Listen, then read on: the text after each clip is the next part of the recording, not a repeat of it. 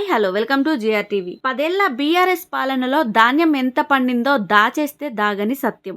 2014-15లో 68 లక్షల టన్నుల వరి పండితే 2023-24 నాటికి 1,68,00,000 మెట్రిక్ టన్నుల వరి పండింది.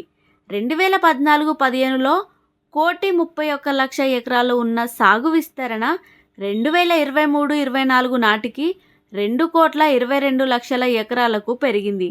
రికార్డు స్థాయిలో పంట పండిందని రేవంత్ రెడ్డి గొప్పగా ప్రచారం చేసుకుంటున్నాడు. మరి ఇదంతా ఎలా సాధ్యమైంది? కాంగ్రెస్ ఏడాది పాలనపై ఛార్జ్షీట్ విడుదల సందర్భంగా మాజీ మంత్రి ఎమ్మెల్యే హరీష్ రావు మాట్లాడుతూ, కాంగ్రెస్ వచ్చి ఏడాది కాలంలోనే రోడ్డెక్కని రంగమే లేదు. విద్యార్థుల దగ్గర నుండి అవ్వాతాతల వరకు అన్ని వర్గాల వారిని రోడ్డెక్కేలా చేసిన ఘనత రేవంత్ ప్రభుత్వానికే దక్కుతుంది. కాంగ్రెస్ ఏడాది పాలనపై ఛార్జ్షీట్ విడుదల సందర్భంగా మాజీ మంత్రి ఎమ్మెల్యే హరీష్ రావు మాట్లాడారు. ఏడాది పాలన ఎడతెగని వంచన. కాంగ్రెస్ ఏడాది పాలనపై తెలంగాణ భవన్లో బీఆర్ఎస్ ఛార్జ్షీట్ విడుదల చేయడం జరిగింది. శోకనగరంగా మారిపోయింది. బుల్డోజర్లతో ఇండ్లు కూల్చి పేదల జీవితాలను ఛిద్రం చేసిండు రేవంత్ రెడ్డి గారు. లగచర్ల లంబాడి బిడ్డల మీద 3rd డిగ్రీని ప్రయోగించారు.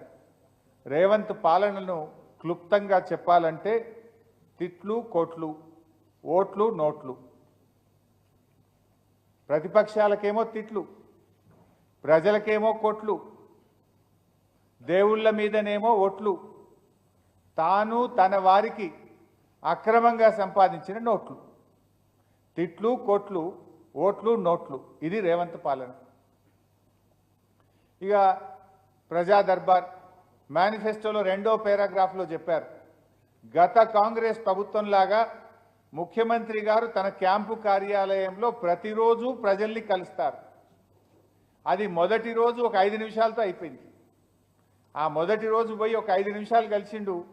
తర్వాత ఆ ప్రజా దర్బార్ దిక్కు కనీసం మళ్ళీ కూడా చూడలే ఈ ముఖ్యమంత్రి గారు.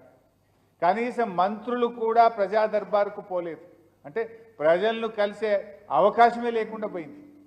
చివరికి ముఖ్యమంత్రి గారు సెక్రటరియట్లో ఉండే 6th ఫ్లోర్కు ఎవరిని పోనీయరు. లిఫ్టు కేవలం ముఖ్యమంత్రి గారు తప్ప ఏ లిఫ్ట్ కూడా 6th ఫ్లోర్కు పోకుండా అన్ని లిఫ్ట్లను బ్లాక్ చేశారు. దానికి మీరు జర్నలిస్టులే సాక్ష్యం.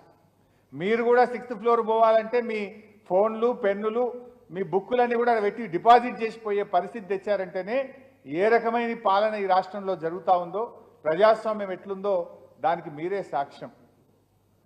ఇకపోతే అసలు ఈ పాలన, ముఖ్యమంత్రి గారి పాలన ఒక నెగటివ్ యాటిట్యూడ్తో ప్రారంభమైంది. అందుకే అన్ని నెగటివ్ ఫలితాలు వస్తున్నాయి. అసలు ఆయన ప్రారంభమే నేను ప్రజాభవన్ ముందు ఇనుప కంచెలు గులగొడుతున్నా అని ఆయన ప్రారంభమే కూల్చివేతలతో ప్రారంభమైంది. ఆయన అడుగులన్నీ నెగటివ్ యాటిట్యూడ్తోనే ప్రారంభమైనాయి. అంటే ఒక ప్రతికూల దృక్పథంతో, నెగటివ్ యాటిట్యూడ్తో రేవంత్ రెడ్డి పాలన ప్రారంభమైంది. వచ్చి రాగానే అసెంబ్లీలో 6 గ్యారంటీల పైన చట్టబద్ధత తెస్తామనే హామీ ఏదైతే ఇచ్చిండ్రో దాన్ని తుంగలో దొక్కారు. వాళ్ళు ఏమన్నారు, మొదటి అసెంబ్లీలోనే 6 గ్యారంటీల మీద చట్టబద్ధత తెస్తాము అని స్పష్టంగా ఆ రోజు హామీ ఇచ్చారు. మొదటి కాదు, 4 అసెంబ్లీ సమావేశాలైనా ఇప్పటి వరకు 6 గ్యారంటీల మీద చట్టబద్ధత రాలేదు. అసెంబ్లీలో దానికి ప్రవేశం లేదు. ఇచ్చిన హామీలు నెరవేర్చలేని తన అసమర్థతను కప్పిపుచ్చుకోవడానికి శ్వేతపత్రాల పేరిట రోధ పత్రాలను ప్రవేశపెట్టారు. దివాలా తీసిందనే నెగటివ్ ఇమేజు రాష్ట్రం నెత్తిన రుద్దారు. పాము మంత్రం వేసిన వాడు పాము కాటికే పోయినట్టు ఈ ప్రభుత్వం తాము పన్నిన ఉచ్చులో తామే పడ్డారు.